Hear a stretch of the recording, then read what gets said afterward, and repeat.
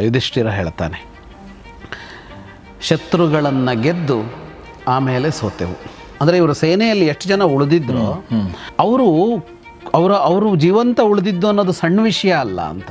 ಭೀಷ್ಮ, ದ್ರೋಣ, ಕರ್ಣ ಎಂತೆಂಥವರು ನಿರಂತರವಾಗಿ ಬಾಣ ಬಿಡುವಾಗ ಸತ್ತೋಗ್ಬೋದಾಗಿತ್ತಲ್ವಾ, ಅಷ್ಟೆಲ್ಲ ಆಗಿಯೂ ಉಳ್ಕೊಂಡಿದ್ದಾರೆ ಅವರು. ಆದರೆ ಇವತ್ತು ಸತ್ತಿದ್ದು ಹೇಗೆ ಅಂತಂದರೆ ಪ್ರಮಾದದಿಂದ ಅಂತ, ಅಂದರೆ ಎಚ್ಚರ ತಪ್ಪಿದ್ದರಿಂದ, ಅಜಾಗರೂಕತೆಯಿಂದ. ಒಂದು ವಿಡಿಯೋ ನಾನು ನೋಡಿದ್ದೆ, ಒಂದು ಫುಟ್ಬಾಲ್ ಆಟದಲ್ಲಿ ಗೆಲುವು ಸಾಧಿಸ್ತಾರೆ, ಆದರೆ ಇನ್ನೂ ಕಂಪ್ಲೀಟ್ ಗೆಲುವು ಆಗಿರಲ್ಲ, ಸಂಭ್ರಮ ಶುರು ಮಾಡ್ಕೊಂಡ್ಬಿಡ್ತಾರೆ. ಆ ಟೈಮಲ್ಲಿ ಏನೋ ಆಗುತ್ತೆ, ಆಮೇಲೆ ಏನೋ ದೆ ಲೂಸ್ ದ ಗೇಮ್, ಆ ಥರದ್ದು ನೋಡಿದ್ದು ನಾನು. ಸರಿ, ಒಂದು ಪ್ರಶ್ನೆ ಬರೋದು, ಈ ಒಂದು ಅಜಾಗರೂಕತೆಯಲ್ಲಿ ಪಾಂಡವರ ಪಾತ್ರ ಏನಾದರೂ ಇದೆಯಾ? ಪಾಂಡವರು ಏನೋ ಒಂದು ಮಾಡುವಂಥದ್ದು ಮಾಡಲಿಲ್ವಾ? ಅಥವಾ ರಾತ್ರಿ ಶಿಬಿರದಲ್ಲಿ ಉಳಿಯೋದು ಬೇಡ ಅಂತ ಹೇಳಿ ಕೃಷ್ಣ ಇವರನ್ನು ಕರ್ಕೊಂಡು ಬಂದಿದ್ದಾನೆ. ಅವರು ಆ ಶಿಬಿರದಲ್ಲಿ ಇನ್ನೂ ಅವರು ಉಳ್ಕೊಂಡಿದ್ದಾರೆ, ಅವರೆಲ್ಲರೂ ಶಿಬಿರದಲ್ಲಿ ಉಳ್ಕೊಂಡ್ರು. ಹಾಗಾಗಿ ಕೃಷ್ಣನಿಗೆ ಗೊತ್ತಿತ್ತಾ ಅಂತ ಪ್ರಶ್ನೆ ಹುಟ್ಟತ್ತೆ ಅಂತ. ದೇವತೆ ಅಂಶ ಇದ್ರೂ ಕೂಡ ಇವರು ಏನೇನು ಅನುಭವಿಸ್ತಾ ಇದ್ದಾರೆ, ಮನುಷ್ಯರಾಗಿ ಅನುಭವಿಸ್ತಾ ಇದ್ದಾರೆ. ಆ ದುಃಖಕ್ಕೇನು ಕಾರಣನೇ ಇಲ್ವಲ್ಲ ಅಂತಂದರೆ, ದ್ರೌಪದಿ ಫಾರ್ ಎಕ್ಸಾಂಪಲ್ ಈಗ ತನ್ನ ಮಕ್ಕಳನ್ನ ಕಳ್ಕೊಂಡ್ಲು, ಆ ದುಃಖ ಹೆಂಗೆ ಸಮರ್ಥಿಸ್ತೀರಿ ಅಂತ, ಕೃಷ್ಣ ಮಾಡಿದ್ದು ಎಷ್ಟು ಸರಿ ಅಂತ? ಎರಡನ್ನೂ ಉಳಿಸ್ಕೊಳ್ಳೋಕ್ಕಾಗಲ್ಲ. ನೀವು ಈಗ ಈ ಕಡೆ ಇರೋರು ಯಾರೂ ಸಾಯಿದೆ ಒಂದು ಯುದ್ಧ ಮಾಡ್ತೀವಿ ಅಂತೆಲ್ಲ ಮಾಡೋಕೆ ಬರೋಲ್ಲ. ಈ ಕಡೆ ಇರೋರು ಯಾರೂ ಸಾಯಿದೆ, ಆಮೇಲೆ ಆ ಕಡೆ ಇರೋನು ಅಶ್ವತ್ಥಾಮನ ತರಹ ಏನೋ ಒಂದು ಎಕ್ಸ್ಟ್ರೀಮ್ ಆದ ನಿರ್ಣಯ ತಗೊಳ್ಳೋದನ್ನೆಲ್ಲ ಕಂಟ್ರೋಲ್ ಮಾಡೋಕೆ ಹೆಂಗಾಗತ್ತೆ?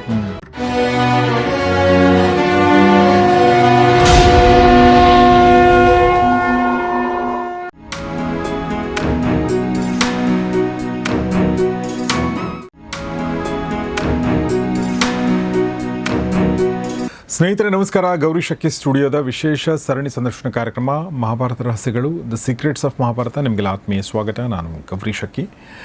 ಮಹಾಭಾರತ ರಹಸ್ಯಗಳನ್ನ ಹೇಳ್ಕೊಡೋದಕ್ಕೆ ಜಾಯ್ನ್ ಆಗಿದ್ದಾರೆ ವಿದ್ವಾನ್ ಜಗದೀಶ್ ಸಂಪತ್ ಸರ್. ಬನ್ನಿ, ಅವ್ರನ್ನ ಸ್ವಾಗತಿಸೋಣ. ಸರ್, ಕಾರ್ಯಕ್ರಮಕ್ಕೆ ಸ್ವಾಗತ. ನಮಸ್ಕಾರ. ನಮಸ್ತೆ. ಸೊ ನಾವು ಮಹಾಭಾರತದ ರಕ್ತರಾತ್ರಿಯನ್ನು ಮುಗಿಸಿ ಮತ್ತೊಂದು ಅಧ್ಯಾಯಕ್ಕೆ ಕಾಲಿಟ್ಟಿದ್ದೀವಿ. ಇದು ಹೇಗೆ ಅಂತಂದರೆ, ಒಂದು ಸಂಕ್ರಮಣ ಸ್ಥಿತಿ ಅಂತ ಕರಿತೀವಲ್ವ, ಅಂದರೆ ಒಂದು ಸತ್ತಿದೆ, ಇನ್ನೊಂದು ಹುಟ್ಟಲು ಸಮಯ ಇದೆ, ಮಧ್ಯ ಒಂದು ಕಾಲ ಇರುತ್ತಲ್ಲ, ಆ ಥರದೊಂದು ಸಮಯ ಇದು. ರಾತ್ರಿ ಮುಗಿದಿದೆ, ಆದರೆ ಇನ್ನೂ ಹಗಲಾಗಿಲ್ಲ.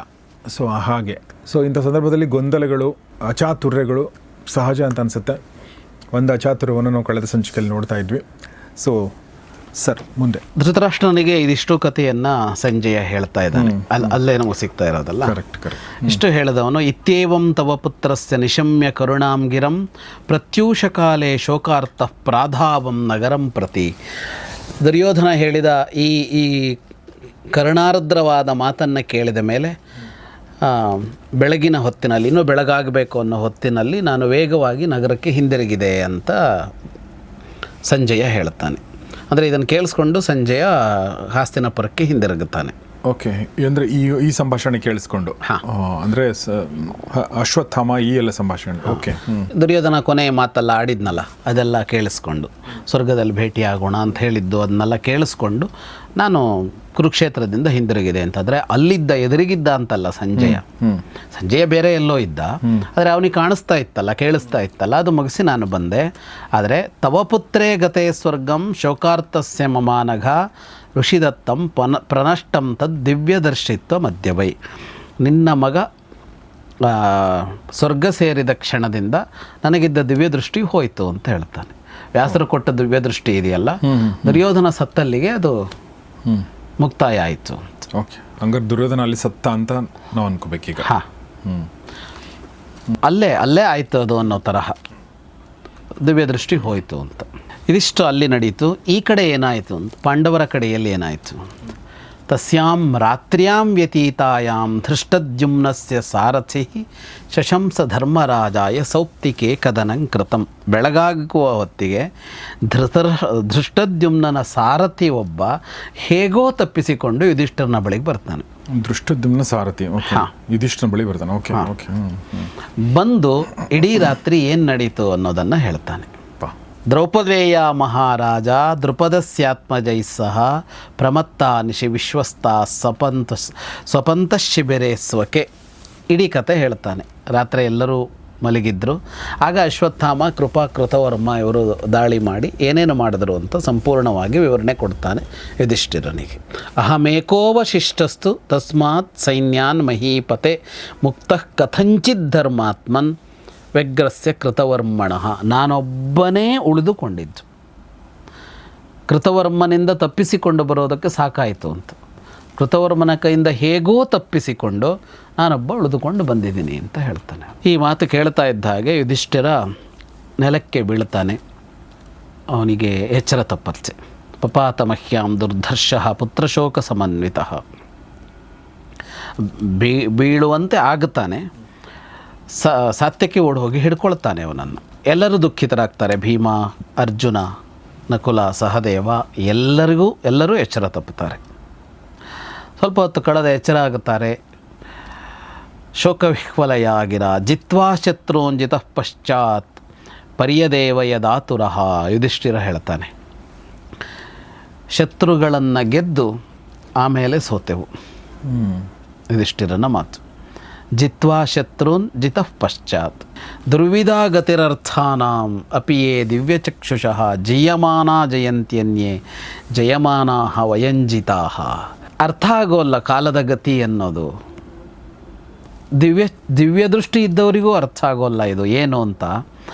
ಯಾಕೆಂದರೆ ಸೋತವರು ಗೆದ್ದ ನಾವು ಸೋತೆವು. ಜೀಯಮಾನಾಃ ಜಯಂತ್ಯನ್ಯೇ ಜಯಮಾನಾಃ ವಯಂಜಿತಾಃ ಅಂತ. ಸತ್ತು ಸ್ವರ್ಗ ಸೇರಿ ಆಯ್ತು ಅವರ ಬದುಕಿನಲ್ಲಿ ಇನ್ನೇನೋ ಇಲ್ಲ. ಆದರೆ ಉಳಿದ ನಮಗೆ ಯಾರೂ ಇಲ್ವಲ್ಲ. ಹಾಗಾಗಿ ಸೋತವರು ಗೆದ್ದ ನಾವು ಸೋತೆವು. ಎಲ್ಲರನ್ನ ಕೊಂದೆವು. ಭ್ರಾತೃನ್ ವಯಸ್ಯಾಂಶ್ಚ ಪಿತೃನ್ ಪುತ್ರಾನ್ ಸುಹೃದ್ಗಣ ಸಹೋದರರು, ಗೆಳೆಯರು, ಆತ್ಮೀಯರು, ಅಜ್ಜ ಮುತ್ತಜ್ಜಂದಿರು, ಬಂಧುಗಳು, ಮಕ್ಕಳು, ಮೊಮ್ಮಕ್ಕಳು ಎಲ್ಲರನ್ನೂ ಗೆದ್ದು ನಾವು ಸೋತೆವು ಈಗ. ಅನರ್ಥೋ ಹ್ಯರ್ಥ ಸಂಕಾಶಃ ತಥಾ ಅರ್ಥೋನರ್ಥದರ್ಶನಃ ಜಯೋಯ ಮಜಯಾಕಾರೋ ಜಯಸ್ತಸ್ಮಾತ್ ಪರಾಜಯ. ಬದುಕು ಹೇಗೆ ಅಂದರೆ ಯಾವುದು ಏನು ಅಂತ ಹೇಳೋದೇ ಕಷ್ಟ ಆಗತ್ತೆ ಅಂತ. ಯಾವುದು ನಷ್ಟ ಲಾಭದ ಥರ ಕಾಣಿಸಿಕೊಳ್ಳುತ್ತೆ, ಲಾಭ ನಷ್ಟವಾಗಿ ಕಾಣಿಸಿಕೊಳ್ಳುತ್ತೆ ಅಂದ್ರೇನು? ನಷ್ಟ ಆಗಿದೆ ಆದರೆ ವಾಸ್ತವವಾಗಿ ಅದೇ ಲಾಭ. ನಷ್ಟವಾಗಿದ್ದೇ ಲಾಭ ಆಗಿದೆ, ವಾಸ್ತವವಾಗಿ ಆಗಬಾರ್ದಾಗಿತ್ತು. ಲಾಭ ಆಗಿದ್ದೇ ನಷ್ಟ. ಜಯ ಆಗಿದೆ, ವಾಸ್ತವವಾಗಿ ಜಯ ಅಲ್ಲ, ಅದು ಸೋಲಾಗಿದೆ, ಆದರೆ ಅದು ಸೋಲಲ್ಲ, ಗೆಲುವು. ಹಾಗಾಗಿ ಏನು ಆಗಿದೆಯೋ ಅದೇ ಅದರ ಪರಿಣಾಮ ಅಂತ ಹೇಳೋಕ್ಕಾಗಲ್ಲ. ಆಗಿದ್ದರ ವಿರುದ್ಧ ಪರಿಣಾಮವನ್ನು ಅದು ಕೊಡಬಹುದು ಅಂತ. ಏನೋ ಬೇಕು ಅಂತ ಯುದ್ಧ ಮಾಡಿದ್ವಿ. ಏಷಾಮರ್ಥಾಯ ಪಾಪಸ್ಯ ದಿಗ್ಜಯಸ್ಯ ಸುಹೃದ್ವದೆ. ಅದಕ್ಕಾಗಿ ನಮ್ಮವರನ್ನೆಲ್ಲ ಕೊಂದ್ವಿ. ಈ ಜಯ ಇದೆಯಲ್ಲ, ಇದಕ್ಕೆ ಧಿಕ್ಕಾರ ಇರಲಿ ಅಂತ ಹೇಳ್ತಾನೆ. ನನಗೆ ಸಿಕ್ಕ ಈ ಜಯಕ್ಕೆ ಧಿಕ್ಕಾರ ಇರಲಿ. ಎಲ್ಲ ಸೋತು ಯಾರು ಎಚ್ಚರ ತಪ್ಪಲಿಲ್ವೋ ಅವರು ಗೆದ್ದರು. ಸೋತ ಮೇಲೂ ಯಾರು ಎಚ್ಚರ ತಪ್ಪಲಿಲ್ವೋ ಅವರು ಗೆದ್ದರು ಅಂತ. ಅಂದರೆ ನಾವು ಎಚ್ಚರ ತಪ್ಪಿದ್ವಿ ಗೆದ್ದ ಮೇಲೆ ಅಂತ. ಗೆದ್ದ ಮೇಲಿನ ಹೊತ್ತಿದೆಯಲ್ಲ, ಅಲ್ಲೇ ಸಮಸ್ಯೆ ಇರೋದು. ಆ ಹೊತ್ತಲ್ಲಿ ಬಹಳ ಎಚ್ಚರಿಕೆ ಬೇಕು. ಯಾಕೆಂದರೆ ಈ ಎಲ್ಲ ಕಳೆದುಕೊಂಡು ಅಲ್ಪ ಸ್ವಲ್ಪವಾಗಿ ಉಳಿಸಿಕೊಂಡ ಶತ್ರು ಇರ್ತಾನಲ್ಲ, ಅವನಿಗೆ ಕಳೆದುಕೊಳ್ಳೋಕೇನೂ ಇರಲ್ಲ. ಅವನು ಏನು ಬೇಕಿದ್ರೂ ಮಾಡ್ತಾನೆ. ಈ ಗೆದ್ದವರಿದಾರಲ್ಲ, ಇವರಿಗೆ ಉಳಿಸ್ಕೊಳ್ಬೇಕಾಗಿದೆ, ಬದುಕಿದೆ ಇವರಿಗೆ. ಹಾಗಾಗಿ ಇವರಿಗೆ ಜಾಗರೂಕತೆ ಬಹಳ ಬೇಕಾಗತ್ತೆ. ಕರ್ಣನಂತಹ ಮಹಾವೀರರ ಎದುರಿಗೆ ನಿಂತು ಬಾಣ, ಇನ್ಯಾವ್ಯಾವ ಆಯುಧಗಳು, ಎಂಥೆಂಥ ಆಯುಧಗಳ ಪ್ರಹಾರ ನಿರಂತರವಾಗಿ ನಡೀತಾ ಇತ್ತು. ಎಷ್ಟು ಜನ ಮಹಾವೀರರು ಯುದ್ಧ ಮಾಡ್ತಾಯಿದ್ರು. ಅಷ್ಟು ಜನರ ಯುದ್ಧದಲ್ಲೂ ಅವರ ಕೈಗೆ ಸಿಲುಕಿಕೊಳ್ಳದೆ ಬದುಕಿ ಉಳಿದವರು ಈಗ ಪ್ರಮಾದದಿಂದಾಗಿ ಸತ್ತು ಹೋದರು ಅಂತ. ಅಂದರೆ ಇವರು ಸೇನೆಯಲ್ಲಿ ಎಷ್ಟು ಜನ ಉಳಿದಿದ್ರು, ಅವರು ಜೀವಂತ ಉಳಿದಿದ್ದು ಅನ್ನೋದು ಸಣ್ಣ ವಿಷಯ ಅಲ್ಲ ಅಂತ.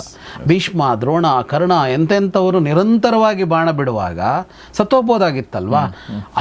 ಅಷ್ಟೆಲ್ಲ ಆಗಿಯೂ ಉಳ್ಕೊಂಡಿದ್ದಾರೆ ಅವರು. ಆದರೆ ಇವತ್ತು ಸತ್ತಿದ್ದು ಹೇಗೆ ಅಂತಂದರೆ ಪ್ರಮಾದದಿಂದ ಅಂತ. ಅಂದರೆ ಎಚ್ಚರ ತಪ್ಪಿದ್ದರಿಂದ, ಅಜಾಗರೂಕತೆಯಿಂದ. ಜಾಗರೂಕತೆ ಒಂದಿಲ್ಲ ಅಂದರೆ ಎಚ್ಚರಿಕೆ ಅಂತ ಒಂದಿಲ್ಲ ಅಂದರೆ ಮನುಷ್ಯನಿಗೆ ಸಿಕ್ಕಿದ್ರೂ ಕೂಡ ಇವು ಯಾವುದನ್ನು ಅನುಭವಿಸೋಕ್ಕಾಗಲ್ಲ. ಯಾವುದನ್ನೆಲ್ಲ ಅಂದರೆ ವಿದ್ಯೆ, ತಪಸ್ಸು, ಸಂಪತ್ತು, ಯಶಸ್ಸು ಇವುಗಳು ಸಿಕ್ಕಿರಬಹುದು. ಆದರೆ ಸಿಕ್ಕಿದರೂ ಜಾಗರೂಕತೆ ಇದ್ದರೆ ಮಾತ್ರ ಅವುಗಳನ್ನು ಅನುಭವಿಸಬಹುದೇ ಹೊರತು ಇಲ್ಲದೇ ಇದ್ದರೆ ಅನುಭವಿಸೋಕ್ಕಾಗೋಲ್ಲ ಅಂತ ಹೇಳ್ತಾನೆ. ಈ ಒಂದು ವಿಡಿಯೋ ನಾನು ನೋಡಿದ್ದೆ, ಒಂದು ಫುಟ್ಬಾಲ್ ಆಟದಲ್ಲಿ ಗೆಲುವು ಸಾಧಿಸ್ತಾರೆ, ಆದರೆ ಇನ್ನೂ ಕಂಪ್ಲೀಟ್ ಗೆಲುವು ಆಗಿರಲ್ಲ, ಸಂಭ್ರಮ ಶುರು ಮಾಡ್ಕೊಂಡ್ಬಿಡ್ತಾರೆ. ಆ ಟೈಮಲ್ಲಿ ಏನೋ ಆಗುತ್ತೆ, ಆಮೇಲೆ ಏನೋ ದೆ ಲೂಸ್ ದ ಗೇಮ್, ಆ ಥರದ್ದು ನೋಡಿದ್ದು ನಾನು. ಸರಿ, ಒಂದು ಪ್ರಶ್ನೆ ಬರೋದು, ಈ ಒಂದು ಅಜಾಗರೂಕತೆಯಲ್ಲಿ ಪಾಂಡವರ ಪಾತ್ರ ಏನಾದರೂ ಇದೆಯಾ? ಪಾಂಡವರು ಏನೋ ಒಂದು ಮಾಡುವಂಥದ್ದು ಮಾಡಲಿಲ್ವಾ ಅಥವಾ? ಇಲ್ಲ, ಅವನು ಈಗ ಯುಧಿಷ್ಠಿರ ಹೇಳ್ತಾ ಇರೋದು ತಮ್ಮ ಅಜಾಗರೂಕತೆ ಅಂತಲೇ, ಅವರದ್ದಲ್ಲ. ಅಲ್ಲ, ಇವ್ರದ್ದೇ ಅಜಾಗರೂಕತೆ ಅಲ್ಲ, ತಮ್ಮದೇ ಅಂದರೆ ತನ್ನದು ಅಂತಲೇ ಅವನು ಅಲ್ಟಿಮೇಟ್ಲಿ ಹೇಳ್ತಾ ಇರೋದು. ವಾಸ್ತವ ಏನು ಅಂತ ಅಂದರೆ ಅದು ಅಜಾಗರೂಕತೆ ಅಲ್ಲ. ಈ ಕೃಷ್ಣ ಇವರನ್ನು ಮಾತ್ರ ಈ ಕಡೆ ಕರ್ಕೊಂಬಂದಿದ್ದಾನೆ. ಅದು ಹಿಂದೆ ಬಂತಲ್ಲ ಘಟನೆ, ರಾತ್ರಿ ಶಿಬಿರದಲ್ಲಿ ಉಳಿಯೋದು ಬೇಡ ಅಂತ ಹೇಳಿ ಕೃಷ್ಣ ಇವರನ್ನು ಕರ್ಕೊಂಡು ಬಂದಿದ್ದಾನೆ. ಅವರು ಆ ಶಿಬಿರದಲ್ಲಿ ಇನ್ನೂ ಅವರು ಉಳ್ಕೊಂಡಿದ್ದಾರೆ, ಅವರೆಲ್ಲರೂ ಶಿಬಿರದಲ್ಲಿ ಉಳ್ಕೊಂಡ್ರು. ಹಾಗಾಗಿ ಕೃಷ್ಣನಿಗೆ ಗೊತ್ತಿತ್ತಾ ಅಂತ ಪ್ರಶ್ನೆ ಹುಟ್ಟತ್ತೆ ಅಂತ. ಪಾಂಡವರನ್ನು ಸಾತ್ಯಕಿಯನ್ನು ಉಳಿಸಿದಾನೆ ಅವನು, ಮತ್ತೆ ಯಾರನ್ನು ಉಳಿಸಿಲ್ಲ ಅಂತ. ಓಕೆ, ಯಾಕೆ ಉಳಿಸಿಲ್ಲ? ಅವನ ಅವತಾರದಲ್ಲಿ ಇವರು ಎಲ್ಲರೂ ಹೋಗಲೇಬೇಕಿತ್ತು.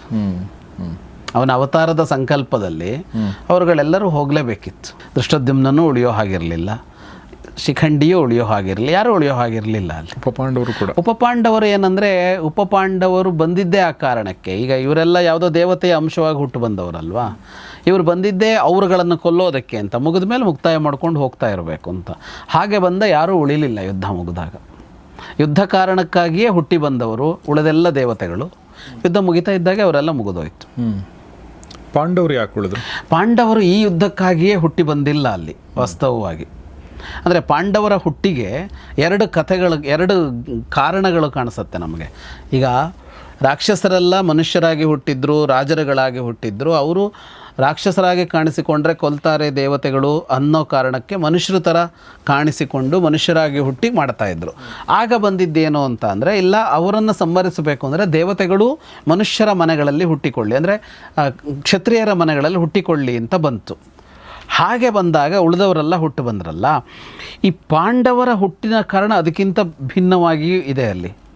ಅವರು ಇಂದ್ರ, 5 ಜನ ಇಂದ್ರರು, ಆ ಅಂಶಗಳೆಲ್ಲ ಇದೆಯಲ್ಲ.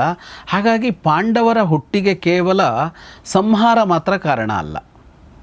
ಸಂಹಾರ ಮಾತ್ರ ಕಾರಣ ಅಲ್ಲ ಅಂದರೆ ಕೃಷ್ಣನ ಅವತಾರದ ಉದ್ದೇಶಕ್ಕೆ ಅವರು ಪೂರಕವಾಗಿರಬೇಕು. ಅವತಾರದ ಉದ್ದೇಶದಲ್ಲಿ 2 ಅಂಶ ಇದೆ. ಒಂದು ಸಂಹಾರ ಆದರೆ ಇನ್ನೊಂದು ಪುನಃಸ್ಥಾಪನೆ ಅಂತ ಒಂದಿದೆ, ನಿರ್ಮಾಣ ಒಂದಿದೆಯಲ್ಲ. ಎಲ್ಲ ಕೊಂದು ಎದ್ದು ಹೋಗೋಕ್ಕಾಗಲ್ಲ. ಅಲ್ಲಿ ಇನ್ನೊಂದು ವ್ಯವಸ್ಥೆಯನ್ನು ಪರಿಕಲ್ಪಿಸಿ ಹೋಗಬೇಕು. ಪಾಂಡವರು ಮುಂದೆ ವ್ಯವಸ್ಥೆಯನ್ನು ಕಟ್ಟಿಯೇ ಹೋಗಬೇಕಾಗಿದೆ. ಒಂದು ಸರಿಯಾದ ಸಾಮ್ರಾಜ್ಯವನ್ನು ಕಟ್ಟಿ ನಿಲ್ಲಿಸಿ ಈ ತರಹದ ವ್ಯಕ್ತಿಗಳು ಪ್ರಬಲರಾಗದಂತೆ ಒಂದು ವ್ಯವಸ್ಥೆ ಮಾಡಿ ಹೋಗಬೇಕಾಗಿದೆ. ಈ 2 ಕಾರಣಕ್ಕಾಗಿ ಪಾಂಡವರು ಹೋಗುವಂತಿಲ್ಲ. ಈಗ ಯಾವುದೇ ಅವತಾರದಲ್ಲಾದರೂ, ಈಗ ರಾವಣನನ್ನು ಕೊಂದ ಮೇಲೆ ಲಂಕೆಯನ್ನು ಅನಾಥ ಮಾಡಿ ಬರೋ ಪ್ರಶ್ನೆ ಇಲ್ಲ, ವಿಭೀಷಣನ ರಾಜನನ್ನು ಮಾಡಿಯೇ ಬರಬೇಕು. ಅಂದರೆ ಹಿಂದೆ ಇದ್ದ ಕೆಟ್ಟ ಆಡಳಿತವನ್ನು ತೆಗೆದು ಒಂದು ಅತ್ಯಂತ ಉತ್ತಮವಾದ ಆಡಳಿತ ಕೊಟ್ಟು ಬಂದರೆ ಮಾತ್ರ ಉದ್ದೇಶ ಈಡೇರುತ್ತೆ. ಕೊಲ್ಲುವುದೇ ಉದ್ದೇಶ ಅಲ್ಲ, ಪರಿವರ್ತನೆ ತರಬೇಕು, ಅದು ಉದ್ದೇಶ. ಪರಿವರ್ತನೆಗೆ ಸಂಹಾರ ಅನಿವಾರ್ಯ ಅಂತಂದಾಗ ಸಂಹಾರ ಮಾಡಬೇಕು, ಆದರೆ ಸಂಹಾರಕ್ಕೆ ಮುಗಿಯೋದಿಲ್ಲ. ನಾವೇನು ಮಾಡ್ತೀವಿ, ಕಥೆಗಳನ್ನು ಕೇಳುವಾಗ ನಮಗೆ ಆಕರ್ಷಣೆ ಅಷ್ಟೇ ಆಗಿರೋದ್ರಿಂದ ಸಂಹಾರ ಮುಗಿದಲ್ಲಿಗೆ ಮುಗೀತು ಅಂತ ಅಂದ್ಕೊಳ್ತೀವಿ. ವಾಸ್ತವವಾಗಿ ಆಮೇಲೆ ಕಟ್ಟಿದಲ್ಲಿಗೆ ಅದು ಇರೋದು, ಹೇಗೆ ಕಟ್ಟಿದ್ರು ಮುಂದೆ ಅಂತ. ಈಗ ವಿಭೀಷಣ ಇಡೀ ಲಂಕೆಯನ್ನು ಮತ್ತೆ ಹೇಗೆ ಒಂದು ಸಜ್ಜನಿಕೆಯ ದೇಶ ಮಾಡದ ಅಂತ, ಅದು ಇದೆಯಾ ಕತೆ? ಹಾಂ, ಇದೆ. ಅಂದರೆ ತುಂಬ ವಿಸ್ತಾರ ಬರೋಲ್ಲ ಅದಕ್ಕೆ, ಅದನ್ನು ಹೇಗೆ ಸರಿಪಡಿಸಿದ ಅಂತ ಬರೋಲ್ಲ. ಆದರೆ ಆಮೇಲೆ ಲಂಕೆ ಚೆನ್ನಾಗಿತ್ತು ಅನ್ನುವ ಉಲ್ಲೇಖ ಬರುತ್ತೆ ಅಷ್ಟೇ. ಈಗ ರಾಮ ಬಂದ್ಮೇಲೆ ರಾಮ ರಾಜ್ಯ ಆಯಿತು ಅಂತ ನಮ್ಗೆ ಗೊತ್ತು. ಹಾಗೆ ವಿಭೀಷಣ ಬಂದ್ಮೇಲೆ ಏನಾಯ್ತು ಅನ್ನೋದ್ರ ಬಗ್ಗೆ ಜಾಸ್ತಿ. ಈಗ ರಾಮರಾಜ್ಯ ಅನ್ನೋದು ಅಲ್ಲಿಗೂ ಬರುತ್ತೆ. ರಾಮನ ಅಧೀನವೇ ಆಗಿದ್ರು ಅವರೆಲ್ಲ. ಹಾಗಾಗಿ ರಾಮರಾಜ್ಯದ ಅಂಶಗಳೆಲ್ಲ ಏನಿರುತ್ತೆ ಅದು ಲಂಕೆಯಲ್ಲೂ ಆಯಿತು, ಅದು ಕಿಷ್ಕಿಂಧೆಯಲ್ಲೂ ಆಯಿತು. ಅಂದರೆ ಈಗ ವಾಲಿಯನ್ನು ಕೊಂದು ಸುಗ್ರೀವನ ಸ್ಥಾಪನೆ ಮಾಡಿದಾಗ ರಾಮರಾಜ್ಯ ಅನ್ನೋದು ಎಲ್ಲ ಕಡೆಗೂ ಬಂತು ಅಂತಲೇ. ಈ ರಾಮರಾಜ್ಯ ಬರದೇ ಇದ್ದರೆ ರಾಮಾವತಾರಕ್ಕೆ ಅರ್ಥ ಇಲ್ಲ, ಅದು ಬರಲೇಬೇಕು. ನಾವೇನು ಮಾಡ್ತೀವಿ, ನಮಗೆ ರೋಚಕತೆ ಇರೋದು ರಾವಣನನ್ನು ಕೊಂದ ಅನ್ನುವರಿಗೆ ಮಾತ್ರ. ಹಾಗಾಗಿ ಅಲ್ಲಿ ಅವರು ಹೇಳುವವರು ರಾಮರಾಜ್ಯವನ್ನು ಹೇಗೆ ಮಾಡಿದ, ಆ ಸೂತ್ರಗಳೇನು ಅನ್ನೋದನ್ನೆಲ್ಲ ಭಾಳ ಏನು ವಿವರಿಸೋಲ್ಲ. ವಾಸ್ತವವಾಗಿ ಬೇಕಾಗಿರೋದು ಅದು, ಅದನ್ನು ಪುನರ್ನಿರ್ಮಾಣ ಹೇಗಾಯಿತು ಅಂತ. ಇಲ್ಲಿ ಕೂಡ ಈಗ ಬರೋದು ಪುನರ್ನಿರ್ಮಾಣ ಹೇಗೆ ಅಂತ. ವಾಸ್ತವವಾಗಿ ಪುನರ್ನಿರ್ಮಾಣದ ಅಂಶಗಳು ಮುಂದೆ ತುಂಬ ಬರುತ್ತೆ. ಅದನ್ನು ಕೇಳಿಲ್ಲ, ಅದನ್ನು ಕೇಳಬೇಕಾಗಿದೆ. ಪುನರ್ನಿರ್ಮಾಣಕ್ಕೆ ಏನೆಲ್ಲ ಕಾರಣಗಳಾದವು, ಹೇಗೆ ಮಾಡಿದ್ರು ಅದನ್ನು ಅಂತ.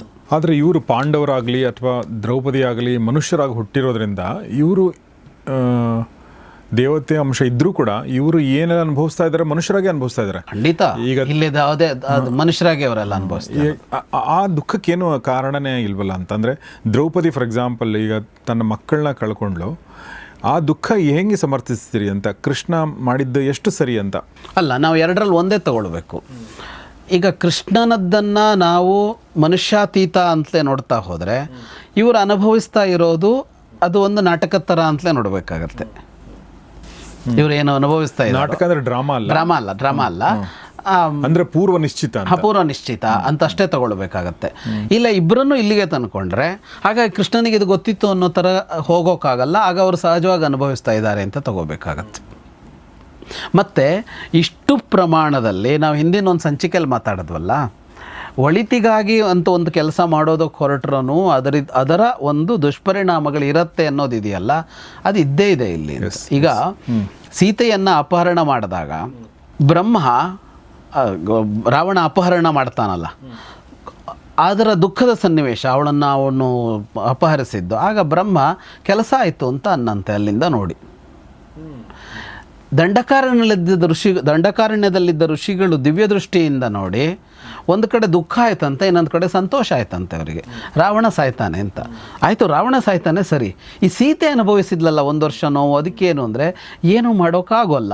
ಒಳಿತಾಗಬೇಕು ಸಮೂಹಕ್ಕೆ ಅಂತಂದಾಗ ಯಾರೋ ಒಬ್ಬ ಸಫರ್ ಆಗಬೇಕು ಅನ್ನೋದನ್ನು ನಾವು ನಿರಾಕರಿಸೋಕ್ಕೂ ಆಗಲ್ಲ, ನಿವಾರಿಸೋಕ್ಕೂ ಆಗೋಲ್ಲ. ಒಬ್ಬ ಸಫರ್ ಆಗಲೇಬೇಕಾಗತ್ತೆ ಸಮೂಹಕ್ಕಾಗಿ.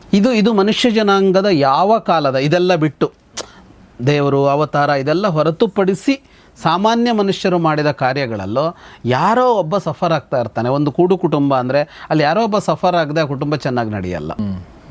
ಅದು ಇದ್ದೇ ಇರುತ್ತೆ. ಅದು ಅವನೇನೋ ಒಂದಿಷ್ಟು ಕಳ್ಕೊಳ್ತಾನೆ. ಅಂದರೆ ಅವನ ಸುಖ ಸಂತೋಷ ನೆಮ್ಮದಿಗಳಲ್ಲಿ ಅವನೇನೋ ಒಂದಿಷ್ಟು ಬಿಟ್ಟೇ ಬಿಡಬೇಕಾಗತ್ತೆ, ಕಳ್ಕೋಬೇಕಾಗತ್ತೆ. ಅದಾಗದೆ ಅವನಿಗೆ ಅದು ಸಿಗೋಲ್ಲ. ಹಾಗಾಗಿ ಆ ಅನಿವಾರ್ಯತೆಗಳಿಗೆ ಇದನ್ನು ನಾವು ಮನುಷ್ಯರು ಅಂತ ನೋಡೋಕೆ ಹೋದರೆ ದ್ರೌಪದಿ ಅಷ್ಟನ್ನು ಅನುಭವಿಸಬೇಕಾಗಿತ್ತು, ಅನುಭವಿಸಿದ್ಲು. ಯಾಕೆ ಅಂತ ಅಂದರೆ ಒಟ್ಟು ಒಳ್ಳೇದಾಯ್ತಲ್ಲ, ಅಷ್ಟಕ್ಕಾಗಿ ಇಷ್ಟ ಆಗಬೇಕಾಗಿತ್ತು. ಯಾಕೆ ಅಂದರೆ ಎರಡನ್ನೂ ಉಳಿಸ್ಕೊಳ್ಳೋಕ್ಕಾಗಲ್ಲ. ನೀವು ಈಗ ಈ ಕಡೆ ಇರೋರು ಯಾರೂ ಸಾಯಿದೆ ಒಂದು ಯುದ್ಧ ಮಾಡ್ತೀವಿ ಅಂತೆಲ್ಲ ಮಾಡೋಕೆ ಬರೋಲ್ಲ. ಎಕ್ಸಾಕ್ಟ್ಲಿ. ಈ ಕಡೆ ಇರೋರು ಯಾರೂ ಸಾಯಿದೆ, ಆಮೇಲೆ ಆ ಕಡೆ ಇರೋನು ಅಶ್ವತ್ಥಾಮನ ತರಹ ಏನೋ ಒಂದು ಎಕ್ಸ್ಟ್ರೀಮ್ ಆದ ನಿರ್ಣಯ ತಗೊಳ್ಳೋದನ್ನೆಲ್ಲ ಕಂಟ್ರೋಲ್ ಮಾಡೋಕೆ ಹೆಂಗಾಗತ್ತೆ? ಆಗೋದೇ ಇಲ್ಲ. ಯುದ್ಧ ಅಂತ ಹೊರಟಾಗ ಅಂತಿಮ ಏನಾಗತ್ತೆ ಅನ್ನೋದು ಅನಿಶ್ಚಿತವೇ. ಅನಿಶ್ಚಿತವೇ. ಆದರೆ ಇರೋದೇನು ಇಲ್ಲಿ ಅಂತ ಅಂದರೆ, ಈಗ ದುಃಖ ಎಲ್ಲ ಬರುತ್ತೆ, ಆದರೆ ಎಷ್ಟು ಕಾಲ ಅದನ್ನು ಹೊತ್ತುಕೊಂಡು ಹೋದರು, ಇಳಿಸಿ ಬಿಟ್ಟು ಹೋದ್ರ ಅನ್ನೋದಿದೆಯಲ್ಲ, ಅಲ್ಲಿ ದ್ರೌಪದಿ ಪಾಂಡವರು ಗೆದ್ರ ಸೋತ್ರ ಅನ್ನೋದು ಗೊತ್ತಾಗತ್ತೆ ನಮಗೆ. ಈ ನೋವನ್ನೇ ಹೊತ್ತು ಮುಂದುವರೆದ್ರ, ಅಥವಾ ಈ ನೋವಿನಿಂದಾಗಿ ಸಾಧಾರಣವಾಗಿ ಇಂಥ ನೋವು ಬಂದಾಗ ಮನುಷ್ಯ ಏನು ಮಾಡ್ತಾನೆ, ಸಾಮಾಜಿಕ ಜಗತ್ತಿನಿಂದ ಹೊರಬರ್ತಾನೆ. ಅವನು ಸಾಮಾಜಿಕ ಅಂದರೆ ಬೇರೆ ಜವಾಬ್ದಾರಿಗಳನ್ನು ನಿರ್ವಹಿಸೋಲ್ಲ, ಕೌಟುಂಬಿಕ ಜವಾಬ್ದಾರಿಗಳನ್ನು ನಿರ್ವಹಿಸಲ್ಲ ಅನ್ನೋ ಥರ ಆಗತ್ತಲ್ಲ. ಹಾಗೇನಾದರೂ ಆದ್ರೆ ಇವರು ಸಮಾಜಕ್ಕೆ ಬದ್ಧತೆಯನ್ನು ಇತ್ತಲ್ಲ, ಅದನ್ನು ಬಿಟ್ಟರೆ ಅಂದರೆ ಅದೇನು ಮಾಡಲಿಲ್ಲ ಅಂತ ಅಂದಾಗ ಅವರು ಅದನ್ನು ಹೊತ್ತು ತೊಗೊಂಡು ಹೋಗಿಲ್ಲ ಅನ್ನೋದು ಗೊತ್ತಾಗುತ್ತೆ. ಆದರೆ ಆ ಹೊತ್ತಿಗೆ ಆಗೋದು ಅದೆಲ್ಲ ಹಾಗೇ ಆಗಿದೆ, ಇದ್ದೇ ಇರುತ್ತೆ. ಯುಧಿಷ್ಠಿರ ನೋವಿನ ಮಾತುಗಳನ್ನು ಆಡ್ತಾನೆ, ಅಜಾಗರೂಕತೆಯ ಫಲ ಅಂತ ಹೇಳ್ತಾನೆ. ಕೃಷ್ಣಾನ್ನು ಶೋಚಾಮಿ ಕಥನ್ನ ಸದ್ವೀಂ. ದ್ರೌಪದಿಯ ಬಗ್ಗೆ ಯೋಚನೆ ಆಗ್ತಾ ಇದೆ ನನಗೆ. ಅವಳು ಹೇಗೆ ಸಹಿಸ್ಕೊಳ್ತಾಳೆ ಇದನ್ನು? ಯಾಕೆ ಅಂತ ಅಂದರೆ, ಭ್ರಾತೃಂಶ ಪುತ್ರಾಂಶ ಹತಾನ್ನಿಶಮ್ಯ ಪಾಂಚಾಲರಾಜಂ ಪಿತರಂಚ ವೃದ್ಧಂ. ತಂದೆ ಸತ್ತೋಗಿದ್ದಾನೆ ದೃಪದ, ತಮ್ಮ ಸಹೋದರರೆಲ್ಲ ಸತ್ತೋಗಿದ್ದಾರೆ, ಅವಳ ತವರು ಮನೆಯಲ್ಲಿ ಯಾರೂ ಇಲ್ಲ ಅನ್ನೋ ಪರಿಸ್ಥಿತಿಯಾಗಿದೆ, ಮಕ್ಕಳು ಸತ್ತೋಗಿದ್ದಾರೆ ಅನ್ನೋದನ್ನು ಹೆಂಗೆ ಸಹಿಸ್ತಾಳೆ ಅಂತ. ಈಗ ಸತ್ತದ್ದು ಸೋದರರು ಮತ್ತು ಮಕ್ಕಳು. ದೃಷ್ಟದ್ಯುಮ್ನ ಶಿಖಂಡಿನ್ ಯಾರ್ಯಾರು ದೃಪದನ ಮಕ್ಕಳು ಉಳಿದಿದ್ರು ಎಲ್ಲ ಸತ್ರು, ಅವ್ರ ಮಕ್ಕಳುಗಳು ಯಾರಿದ್ರು ಅವರು ಸತ್ರು, ಎಲ್ಲರೂ ಸತ್ರು. ತನ್ನ ಮಕ್ಕಳು ಸತ್ರು. ಯುಧಿಷ್ಠಿರನೇ ಮುಂದೊಂದು ಕಡೆ ಹೇಳ್ತಾನೆ, ಪಾಂಚಾಲದಲ್ಲಿ ಒಬ್ಬ ಕನ್ಯೆ ಉಳ್ಕೊಂಡಿದ್ದಾಳೆ, ಆ ವಂಶಕ್ಕೆ ಸೇರಿದವಳಷ್ಟೇ ಅಂತ. ಒಂದು ಹೆಣ್ಣು ಮಗುವನ್ನು ಹೊರತುಪಡಿಸಿ ಪಾಂಚಾಲರ ವಂಶದಲ್ಲೇ ಯಾರೂ ಉಳ್ಕೊಂಡಿಲ್ಲ ಅಂತ, ಹಾಗಾಗಿತ್ತು ಅಂತ. ಇದನ್ನು ಅವಳು ಹೇಗೆ ಸಹಿಸ್ತಾಳೆ ಅಂತ. ಈಗ ಪಾಂಡವರಿಗೆ ನಷ್ಟ ಅಂದರೆ ಮಕ್ಕಳು ಸತ್ತೋಗಿದ್ದಾರೆ ಅನ್ನೋದಲ್ಲ ಹೌದಾದರೂ ಇವರ ಇದ್ದಾರೆ, ಇವರ ತಾಯಿ ಇದ್ದಾಳೆ. ಆದರೆ ದ್ರೌಪದಿ ಭಾಳ ಅನಾಥಳ. ಅದು ಸುಭದ್ರೆಗದಾಗಿಲ್ಲ, ಸುಭದ್ರೆಗೆ ಅಭಿಮನ್ಯು ಸತ್ತಿರ್ಬೋದು, ಆದರೆ ಕೃಷ್ಣ ಇದ್ದಾನೆ, ವಸುದೇವ ಇದ್ದಾನೆ, ಹೀಗೆಲ್ಲ ಇದ್ದಾರೆ. ಆದರೆ ಅತ್ಯಂತ ನಷ್ಟ ಅಂತಾಗಿದ್ದು ದ್ರೌಪದಿಗೆ. ಅದನ್ನೇ ತುಂಬ ಹೇಳ್ಕೊಳ್ತಾನೆ, ಹೇಗೆ ಸಹಿಸಿಯಾಳವಳು ಇದು. ಇಷ್ಟು ಹೇಳಿದವನು ನಕುಲನಿಗೆ ಹೇಳ್ತಾನೆ, ಹೋಗು ದ್ರೌಪದಿಯನ್ನು ಕರ್ಕೊಂಬ ಅಂತ. ಗಚ್ಛಾನಯೈನಾಮಿಹ ಮಂದಭಾಗ್ಯಾಂ, ಮಂದಭಾಗ್ಯಳಾದ ಅವಳನ್ನು ಇಲ್ಲಿಗೆ ಕರ್ಕೊಂಬ ಅಂತ ಹೇಳ್ತಾನೆ. ನಕುಲ ಹೊರಡ್ತಾನೆ ಅಲ್ಲಿಗೆ. ಅವಳು ಆಗ ಇದರಲ್ಲಿರ್ತಾಳೆ, ದ್ರೌಪದಿ ಆ ಹೊತ್ತಿನಲ್ಲಿ ಶಿಬಿರದಲ್ಲಿ ಇರಲಿಲ್ಲ ಅಂತ ಒಂದು ಉಲ್ಲೇಖ ಬರುತ್ತೆ. ಹಾಗಾಗಿ ಅವಳನ್ನು ಕರ್ಕೊಂಬರೋದಕ್ಕೆ ಅಂತ ಅವಳು ಇದಕ್ಕೆ ಹೋಗಿರ್ತಾಳೆ. ವಿರಾಟ ನಗರದಲ್ಲಿ ಅವಳು ಇದ್ದಿದ್ಲಲ್ಲ, ವಿರಾಟ ನಗರದ ಭಾಗದಲ್ಲೇ ಅವರ ವಾಸ ಮಾಡ್ಕೊಂಡಿದ್ದಲ್ಲ. ಹಾಗಾಗಿ ಅಲ್ಲಿಗೆ ಹೋಗಿದ್ಲು ಅವಳು ಅಂತಂದರೆ ಇಲ್ಲೂ ಇದ್ದರು ಯುದ್ಧ ನಡೆಯುವಾಗ. ಹಾಗಾಗಿ ಅವಳನ್ನು ಕರೆತರೋದಕ್ಕೆ ಅಂತ ನಕುಲನ್ನು ಕರೆಸ್ತಾನೆ. ನಕುಲ ಹೋಗಿ ದ್ರೌಪದಿಯನ್ನು ಕರ್ಕೊಂಬರ್ತಾನೆ. ಸೊ ಅಲ್ಲಿಗೆ ದ್ರೌಪದಿಯ ಜೀವನದ ಅತ್ಯಂತ ದುರ್ಭರವಾದ ಕ್ಷಣ ಬಂತು. ಓಕೆ, ಒಂದು ದುರ್ಭರ ಕ್ಷಣ ಅನುಭವಿಸಿ ಇದೆಲ್ಲವೂ ಕೂಡ ಆಗಿದೆ. ಇದೆಲ್ಲ ಸರಿ ಅಂದರೆ ನಾನು ಮುಡಿ ಕಟ್ಟೋದಿಲ್ಲ ಅನ್ನೋ ಒಂದು ಶಪಥದಿಂದ ಶುರುವಾಗಿರುವಂಥದ್ದು ಈಗ ವಾಪಸ್ ಮುಡಿ ಕಟ್ಟುವಂಥ ಪ್ರಸಂಗ ಬಂದಿದೆ. ಅಂದರೆ ಎಲ್ಲ ಮುಗಿದೋಗಿದೆ, ಯುದ್ಧ ಆಗಿದೆ, ಶತ್ರುಗಳು ಸೋತಿದ್ದಾರೆ, ನಾವು ಗೆದ್ದಿದ್ದೀವಿ ಅಂತಂದಾಗ ಈಗ ಮತ್ತೊಂದು ಸಂಕಟದ ಗಳಿಗೆ. ದ್ರೌಪದಿ ಪ್ರಾಯಶಃ ಸೀತೆ ಹೇಗೆ ಸುಖ ಅನುಭವಿಸ್ಲಿಲ್ವೋ ರಾಮಾಯಣದಲ್ಲಿ, ಮಹಾಭಾರತದಲ್ಲಿ ದ್ರೌಪದಿ ಸುಖ ಅನುಭವಿಸ್ಲಿಲ್ಲ ಅಂತ ಹೌದು ಅನಿಸುತ್ತೆ. ಆದರೆ ಸೀತೆ ಕಡಿಮೆ ಅವಧಿಯಲ್ಲಿ ಸುಖ ಅನುಭವಿಸ್ಲಿಲ್ಲ ಅಂತ ಹೇಳಬೇಕು, ದ್ರೌಪದಿ ಸ್ವಲ್ಪ ಹೆಚ್ಚಿತ್ತು ಅಂತ ಹೇಳಬೇಕು. ಅಷ್ಟು ಹೇಳ್ತಾ ಇವತ್ತಿನ ಈ ಎಪಿಸೋಡ್ ಮುಗಿಸ್ತಾ ಇದ್ದೀನಿ. ಮುಗಿಸೋಕೆ ಮುಂಚೆ ವಿದ್ವಾನ್ ಜಗದೀಶ್ ಶರ್ಮಾ ಸಂಪತ್ ಸರ್ಗೆ ನಿಮ್ಮೆಲ್ಲರ ಪರವಾಗಿ ಧನ್ಯವಾದಗಳು ಸರ್. ತುಂಬ ಥ್ಯಾಂಕ್ಸ್ ನಮ್ಮ ಜೊತೆಗೆ ಇಷ್ಟೊತ್ತು ಈ ವಿಚಾರಗಳನ್ನ ಶೇರ್ ಮಾಡಿದ್ರಿ. ಸೊ ನಿಮ್ಮ ಅನಿಸಿಕೆಗಳಿಗೆ, ಅಭಿಪ್ರಾಯಗಳಿಗೆ ಸ್ವಾಗತ. ನಿಮ್ಮೆಲ್ಲ ಸ್ನೇಹಿತರೊಂದಿಗೆ ಶೇರ್ ಮಾಡಿ. ನೋಡ್ತಾರೆ ಗೌರಿ ಶಕ್ತಿ ಸ್ಟುಡಿಯೋ, ನೋಡ್ತಾರೆ ಮಹಾಭಾರತ ರಹಸ್ಯಗಳು, ದ ಸೀಕ್ರೆಟ್ಸ್ ಆಫ್ ಮಹಾಭಾರತ. ನಮಸ್ಕಾರ.